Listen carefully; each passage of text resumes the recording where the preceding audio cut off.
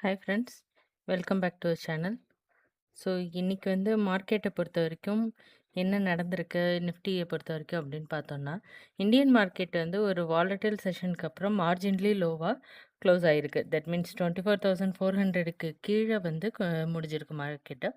So இதுக்கு முக்கியமான காரணம் என்னென்ன அப்படின்னு பார்த்தீங்கன்னா, க்ரூட் ஆயிலோட ரைஸும், மிடில் ஈஸ்ட் டென்ஷனும், அதுக்கப்புறம் ஃபினான்ஷியல் ஸ்டாக்கோட வீக்னஸும் தான் மார்க்கெட் சென்டிமெண்ட்டை வந்து புல்லிஷ்லேருந்து கொஞ்சம் வந்து பேரிஷ்க்கு வந்து பாதிச்சிருக்கு அப்படின்னு சொல்லலாம்.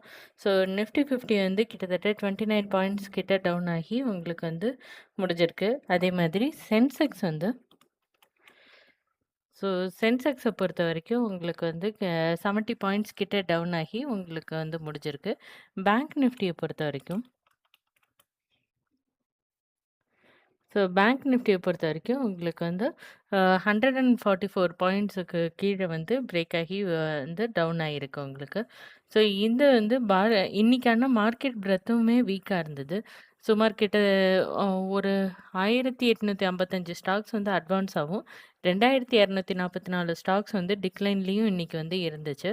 ஸோ மார்க்கெட்டோட பிக்கஸ்ட் கன்சர்ன் என்ன அப்படின்னு பார்த்தீங்கன்னா, இன்னைக்கு வந்து பெரிய தலைவலியும் உங்களுக்கு வந்து க்ரூட் ஆயில் ப்ரைஸ் வந்து திருப்பி ரைஸ் ஆக ஆரம்பிக்கிறது தான். ஸோ பிரெண்ட் க்ரூட் வந்து கிட்டத்தட்ட $87க்கு மேலே தாண்டி போயிட்டுருக்கு. யூஎஸ் ஈரானோட டென்ஷன் வந்து ஸ்ட்ரெய்ட் ஆஃப் ஹார்மஸ் பற்றின அன்சர்டனிட்டி ஆயில் சப்ளை கன்சர்ன்ஸை வந்து ஜாஸ்தி பண்ணியிருக்கு. ஸோ இந்தியா வந்து ஒரு மேஜர் ஆயில் இம்போர்ட்டருங்கிறதுனால க்ரூட் ஆயில் வந்து தொடர்ந்து மேலே போனால் இன்ஃப்ளேஷனுக்கு பாதிப்பாகும், ருப்பிக்கும் பாதிப்பாகும், கார்ப்பரேட் மார்ஜின்ஸ்லேயும் ப்ரெஷர்ஸ் வந்து ஜாஸ்தியாகும். ஸோ இன்றைக்கி வந்து எந்தெந்த செக்டார் வந்து வீக்காக பெர்ஃபார்ம் பண்ணுச்சு அப்படின்னு பார்த்தீங்கன்னா, ஃபினான்ஷியல் செக்டாரும் மெட்டல் செக்டாரும் தான் பெர்ஃபார்ம் வந்து இன்றைக்கி வந்து ப்ரெஷரில் இருந்தது. ஃபினான்ஷியல் செக்டார் வந்து ப்ராட்லி வீக்காக தான் இருந்துச்சு. மெட்டல் செக்டார்லேயும் செல்லிங் ப்ரெஷர் இருந்தது. மேஜர் செக்டார்ஸ் நிறைய மேஜர் செக்டார்ஸும் டிக்ளைன் ஆனதா உங்களுக்கு வந்து ரிப்போர்ட்ஸ் வந்து இன்றைக்கி வந்திருக்கு. ஸோ இன்றைக்கி வந்து டாடா மோட்டார்ஸ் பேசஞ்சர் வெஹிக்கிளோடது வந்து உங்களுக்கு பெரிய டவுன் வந்து ஆகியிருக்கு. இதுக்கு காரணம் என்ன அப்படின்னு பார்த்தீங்கன்னா, குவார்ட்டர்லி குவார்ட்டர்லி ரிசல்ட் ப்ராஃபிட் வந்து ஷார்ப்பாக டிக்ளைன் ஆனது தான் இன்றைக்கான முக்கிய காரணமாக இருக்குது உங்களுக்கு. இதுவும் ஒரு பெரிய 4.3% கிட்ட உங்களுக்கு வந்து ஃபால் ஆனதுக்கு. நெக்ஸ்ட்டு வந்து எந்த ஸ்டாக் அப்படின்னு பார்த்தீங்கன்னா, LG electronics. So LG electronics India வந்து இன்றைக்கி வந்து ஒரு பெரிய கேப் அப்பில் ஓப்பன் ஆகி 9%க்கு அபவ் வந்து இது வந்து இன்றைக்கி மார்க்கெட்டில் வந்து ட்ரேட் ஆகி சஸ்டெயின் ஆகியிருக்கு. ஸோ இது என்ன லெவல் அப்படின்னு பார்த்தீங்கன்னா, ப்ரீவியஸ் ஆல் டைம் ஹை லெவலில் இருக்குது உங்களுக்கு. இன்னும் அது போய் டச் பண்ணல. அது போய் டச் பண்ணுறதுக்கு வந்து இன்னும் ஒரு 20 பாயிண்ட்ஸ் கிட்ட தான் இருக்குது. ஸோ ஒன்ஸ் இந்த ப்ரீவியஸ் ஆல் டைம் ஹையை வந்து மந்த்லியில் வந்து கரெக்டாக இந்த மந்த் க்ளோசிங் அப்போ இதுக்கு மேலே வந்து ஒரு நல்ல க்ரீன் கேண்டில் வந்து ஃபார்ம் ஆனுச்சு அப்படின்னா, இன்வெஸ்டர்ஸ் வந்து ஃப்ரெஷ் இன்வெஸ்ட்மெண்ட்டுக்கு வந்து உங்களுக்கு ஃபாலோ பண்ணிக்கலாம். ஆனால் இன்னொரு விஷயமும் இருக்குது. இது வந்து இதோட ரெசிஸ்டன்ஸாக உங்களுக்கு வந்து ஆக்ட் ஆகும் இந்த லைன். ஸோ இந்த லைன் வந்து ரெசிஸ்டன்ஸாக ஆக்ட் ஆகுறதுனால இதுக்கு மேலே ட்ரேட் ஆனால் தான் இமீடியட்டாக உங்களுக்கு வந்து அடுத்த அப்சைடு வந்து கிடைக்கும். அப்படி இல்லாட்டினா உங்களுக்கு ஃபால் தான் கிடைக்கும் உங்களுக்கு இந்த ஸ்டாக்கை பொறுத்த வரைக்கும். நெக்ஸ்ட் வந்து Reliance industries. So Reliance industries வந்து இன்றைக்கி வந்து இறங்கி தான் முடிஞ்சிருக்கு. ஸோ இன்றைக்கி இறங்கி முடிஞ்சதுக்கு காரணம் என்ன அப்படின்னு பார்த்தீங்கன்னா, இது வந்து ஒரு ரெசிஸ்டன்ஸ் ஜோனில் இருக்குது உங்களுக்கு. இந்த ரெசிஸ்டன்ஸ் ஜோனை டச் பண்ணிவிட்டு இது வந்து கீழே இறங்கியிருக்கு. இறங்கினது வந்து எப்படி இதாகிருக்கு அப்படின்னு பார்த்தீங்கன்னா, உங்களுக்கு டபுள் டாப் மாதிரி ஒரு ஃபார்மேஷனில் வந்து கிடச்சிருக்கு 4 ஹவர்ஸ் டைம் ஃப்ரேமில். ஸோ இப்படி இருக்கிறதுனால உங்களுக்கு இது நெக்ஸ்ட் லெவல் ஆஃப் ஃபாலுக்கு வந்து வர்றதுக்கான சான்சஸும் இருக்குது. இன்னொரு ஸ்டாக் என்ன அப்படின்னு பார்த்தீங்கன்னா, வெல்ஸ்பன்.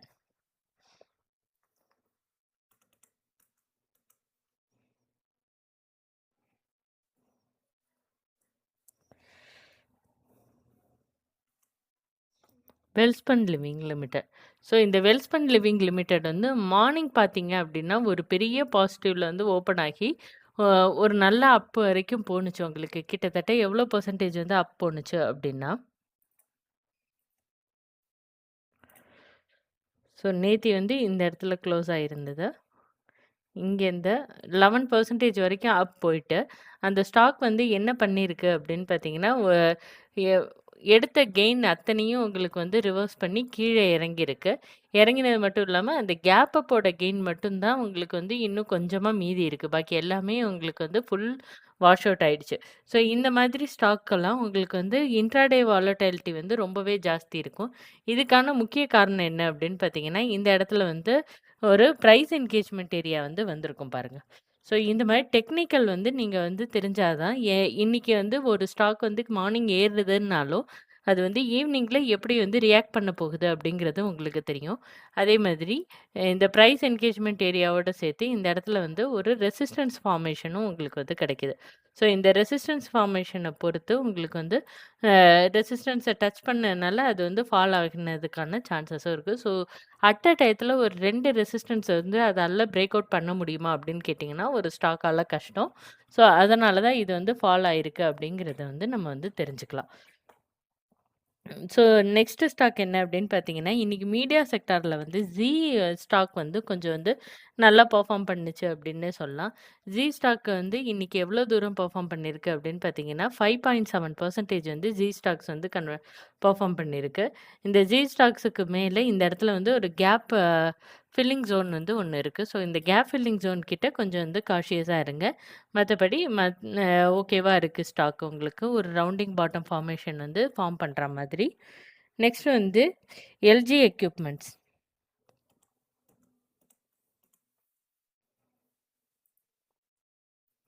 ஸோ இவனும் உங்களுக்கு வந்து 5.7% வந்து அப் குடுத்திருந்தான்.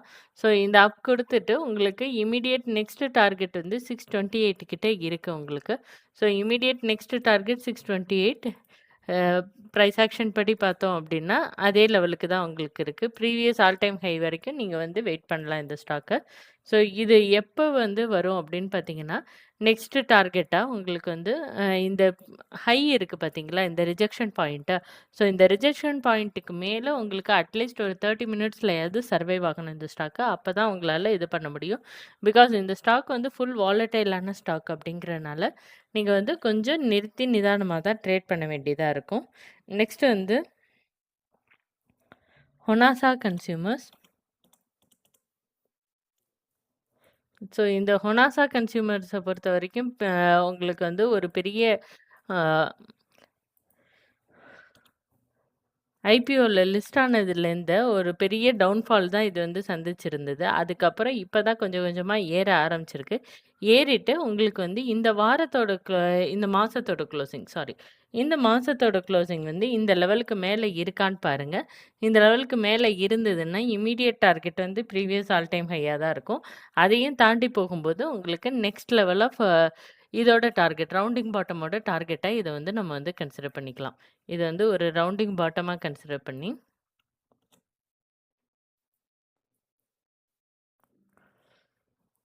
ஸோ இந்த ரவுண்டிங் பாட்டத்தோட டார்கெட்ட வந்து நம்ம வந்து ஃபிக்ஸ் பண்ணி வைக்கலாம்.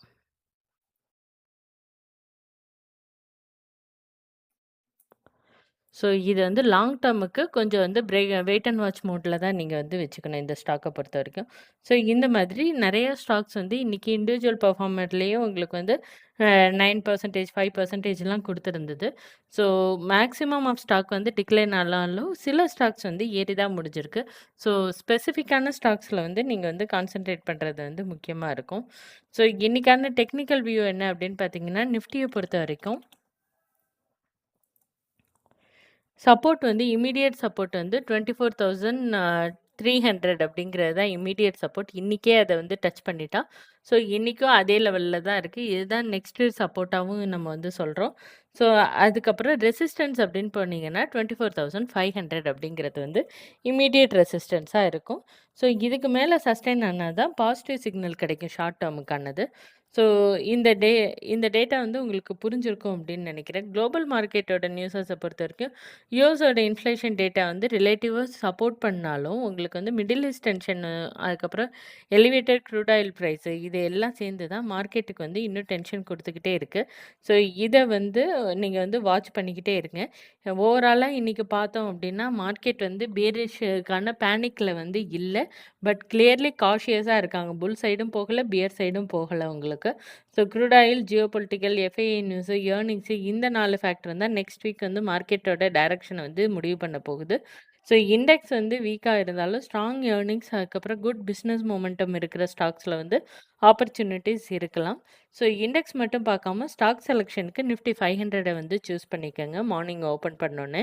ஸோ ஒரு ஹாஃப் அன் ஹவர் வாட்ச் பண்ணிவிட்டு அதுக்கப்புறம் எந்த ஸ்டாக் வந்து சஸ்டெயின் ஆகுது அப்படிங்கிறத உங்களுக்கு வந்து சப்போர்ட் அண்ட் ரெசிஸ்டன்ஸ்லாம் யூஸ் பண்ணி நீங்கள் வந்து ஐடென்டிஃபை பண்ணிவிட்டு அந்த ஸ்டாக்கில் வந்து நீங்கள் வந்து ட்ரேட் எடுக்கலாம் அன்றைக்கி. Okay, thank you, all the best.